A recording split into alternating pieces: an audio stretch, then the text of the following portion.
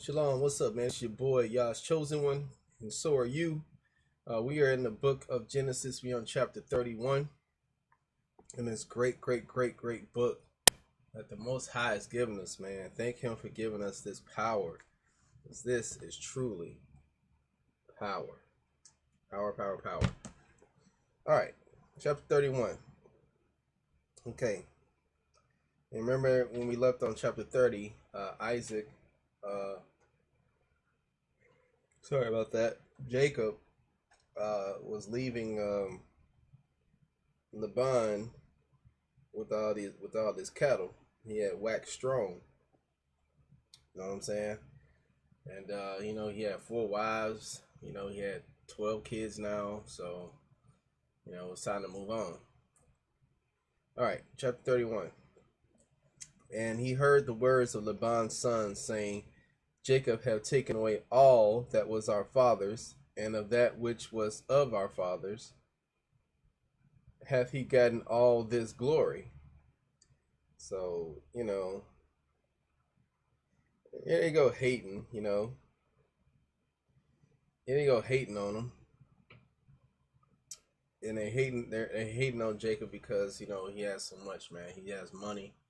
Well, in their case, livestock was money, but and Laban's sons is hating on him. This is his. I guess it'll be his cousins. They're hating on him. And Jacob beheld the countenance of Laban, and behold, it was not toward him as before. So as before, we remember when he greeted him with a kiss and everything, welcome nephew, and all this stuff. And you see how even family will turn on you, man. You gotta just watch yourself. Family be the main ones that turn on you. And Yah said unto Jacob, return into the land of thy fathers and to thy kindred, and I will be with thee. So, if you're in a situation, if you got a close relationship with your family, that's pretty awesome. If you have shadiness in your family, know that Yah is with you. If you have Yah is with you. And if he says it's a go, and there is no stopping you, man.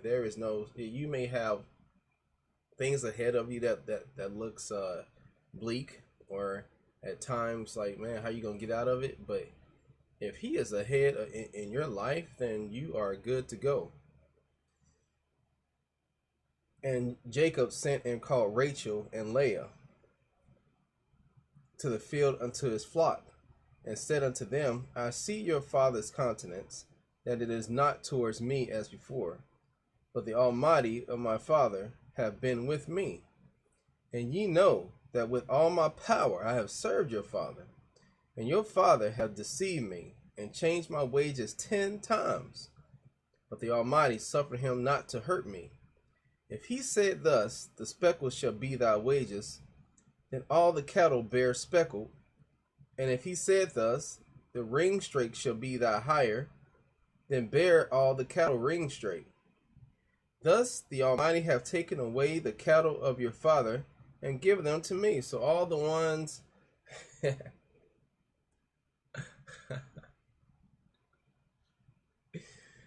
oh man, like I said, man, when the Most High is with you, he's with you, man. His first thing, he got these cattle. He said, all the speck ones I'm gonna take. All the other ones you can have, Laban. And he started producing this cattle, and the speck ones, when they got better, they end up being the more fruitful ones, the more productive ones.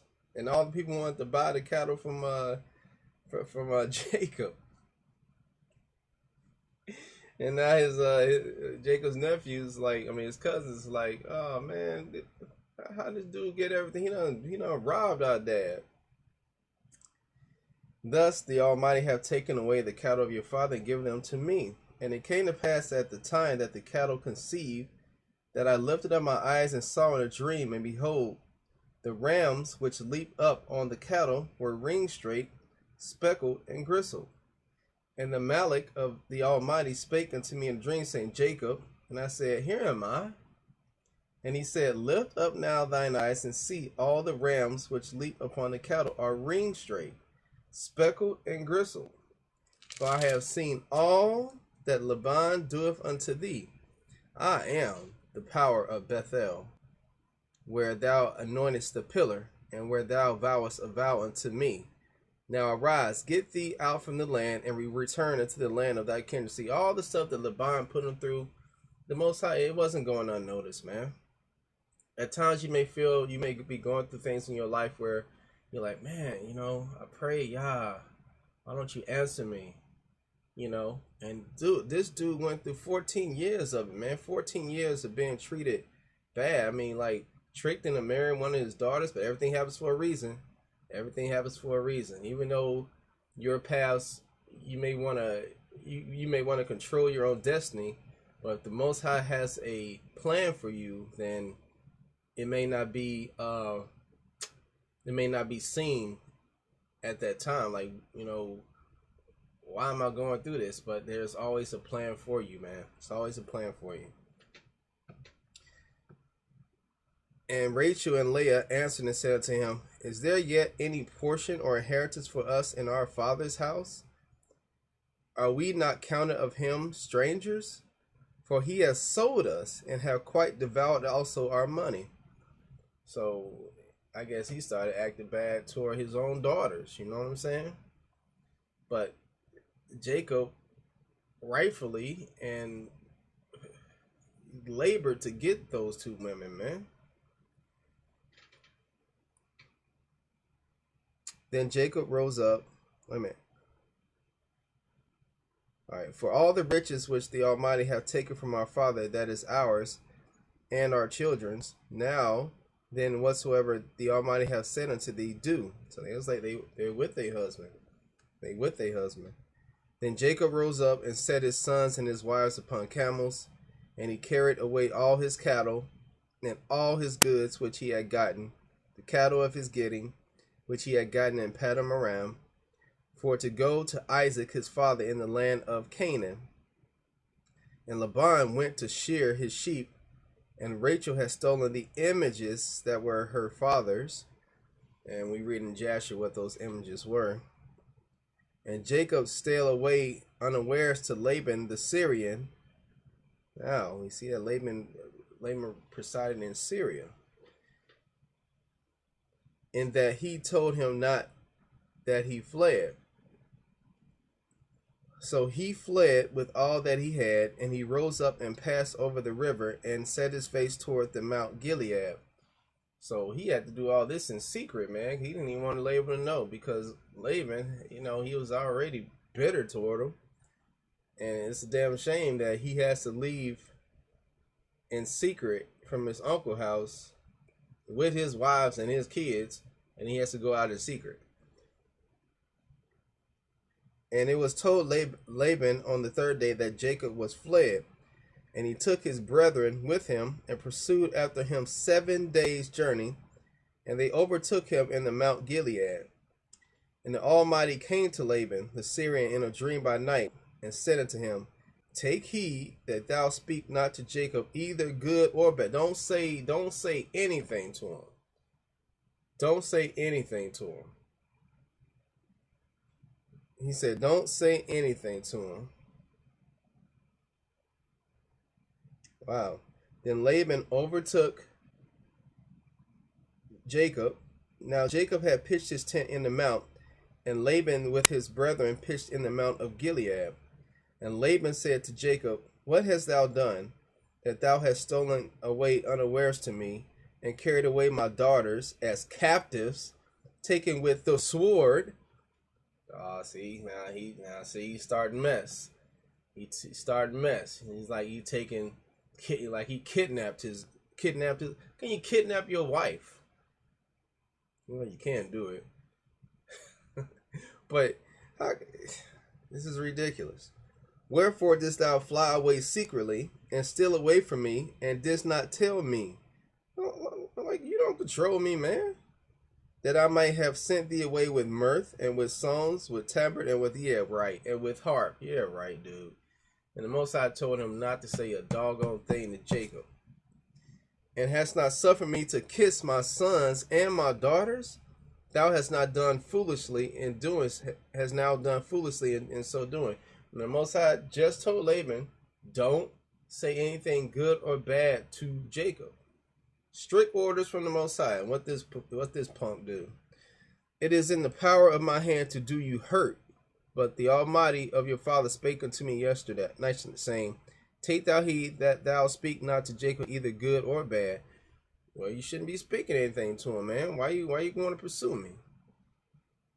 And now thou wouldest needs be gone, because thou sore longest after thy father's house. Yet wherefore hast thou stolen my gods? All right, now we come to a situation where, all right, he has a point here. Something is gone from his house, his gods, his idols. And Jacob answered and said to Laban, because I was afraid, for I said, peradventure thou wouldest take by force thy daughters from me, with whomsoever thou findest thy gods, let him not live. Oh no, let him not live. Before our brethren discern thou what is thine with me, and take it to thee. For Jacob knew not that Rachel had stolen it. Oh man, he kind of cursing his own wife here, but he doesn't know. Jacob is a righteous guy, so he has nothing to hide. He has nothing to hide. He's sitting here. He's, I ain't got nothing to hide. What I got steal from you from? Ain't none of my people gonna steal from you. And little did he know that his wife had taken these idols. All right, let's see what happens. And Laban went into Jacob's tent and into Leah's tent and into the two maidservants' tents, but he found them not. Then went he out of Leah's tent and entered into Rachel's tent. Now Rachel had taken the images and put them in the camel's furniture and sat upon them. And Laban searched all the tent, but found them not. And she said to her father, let it not displease my lord, that I cannot rise up before thee, for the custom of women is upon me. And he searched, but found not the images. All right, so she was on her period. She was unclean, right?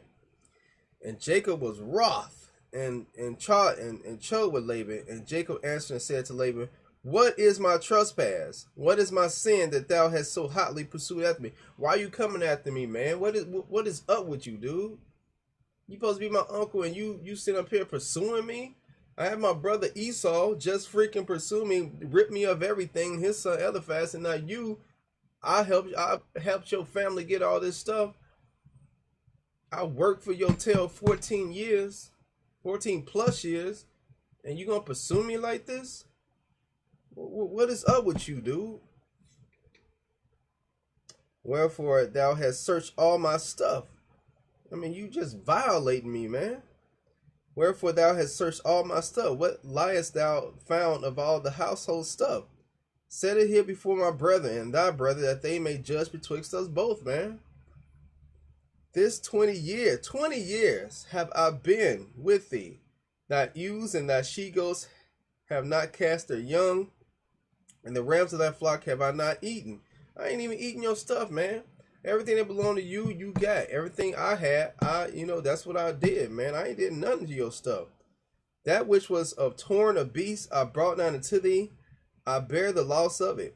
Of my hand didst thou require it, whether stolen by day or stolen by night. Thus I was in the day, the drought consumed me, and the frost by night, and my sleep departed from my eyes. Thus have I been 20 years in thy house. 20 years I've been in your house, dude. I have served thee 14 years for thy 2 daughters, and 6 years for thy cattle, and thou hast changed my wages 10 times. Out of those 20 years, you changed my wages half the time. You changed my wages half the time I've been with you, dude. And you coming at me like this, like I'm some kind of swindler or something like that. Except the power of my father, the power of Abraham, and the fear of Isaac had been with me. Surely thou hast sent me away now empty. The Almighty has seen my affliction and the labor of my hands, and rebuked thee yesternight. That's why he rebuked you yesternight, man. He's seen the labors, man. I done been through it. You don't know my life, man. You just doing all this stuff, man. You better get out of here. And Laban answered and said unto Jacob, these daughters are my daughters, and these children are my children, and these cattle are my cattle, and all that thou seest is mine. And what can I do this day unto these my daughters, or unto their children which they have born? And this ain't yours, man. Shoot, Jacob earned that stuff. Now therefore come thou, let us make a covenant, I and thou, and let it be a witness between me and thee. And Jacob took a stone and set it up for a pillar.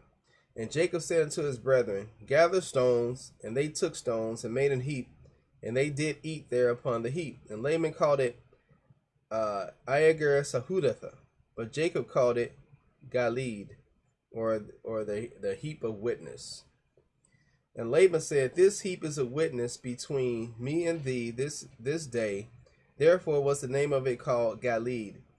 And Mizpah, or tower, for he said, Yah, watch between me and thee when we are absent one from another. If thou shalt afflict my daughters, or if thou shalt take other wives beside my daughters, no man is with us. See, the Almighty is witness betwixt me and thee. All right. And Laban said to Jacob, behold this heap, and behold this pillar, which I have cast betwixt me and thee. This heap be witness, and this pillar be witness, that I will not pass over this heap to thee, and that thou shalt not pass over this heap, and this pillar unto me for harm. The Almighty of Abraham, and the Almighty of Nahor, the Almighty of their father, judge betwixt us. And Jacob sware by the fear of his father Isaac. Then Jacob offered sacrifice upon the mount, and called his brethren to eat bread. All right, so he killed the animal, whatever beast it was, probably a lamb. And they did eat bread, and tarried all night in the mount. And early in the morning Laban rose up and kissed his sons and his daughters, and blessed them. And Laban departed and returned unto his place. All right, take your tail back home, man. Come at me with all that freaking nonsense. All right, so you can see here, man, all the stuff that Jacob, all the nonsense. Laban was a simp, man. All the nonsense that Jacob had to go through just for getting his wives, man. 20 years he served this dude. Seven for Rachel, 7 for Leah. Should be vice versa, actually. And then 6 for the cattle. 20 years, man. 20 years he served this dude, man. All right, this is your boy, Yah's chosen one, man. Remember, when Yah has a plan for you, you may not see it at first, but the plan always comes together. It may not be the time that you want it to be, but it's no question, man. If you're doing what the Most High wants you to do, He has it in for you, man. I mean, he'll get something done for you, man. Just have patience. All right, shalom.